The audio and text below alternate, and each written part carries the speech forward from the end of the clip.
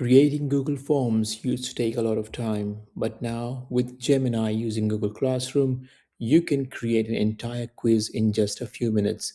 Let me show you how. First, go to Google Apps, choose Classroom, choose Gemini, click on Generate a Quiz.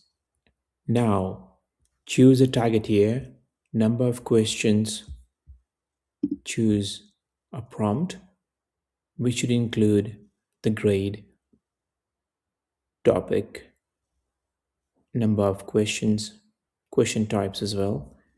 Go back to Classroom, insert your prompt, click on Generate Objectives. Once that's ready, tweak your learning objectives. Once you're happy, click on the type of questions that you'll use. Click on Generate Questions. Once your questions are ready, scroll down, click on Export, click on Export to Forms. Click on View Google Form. Here you get to modify the Google form that has been generated. You can add to a folder. You can go ahead and click on Customize Theme, and you are able to change the theme, header, questions, types, text type, and the background color as well. Then you can click here for preview.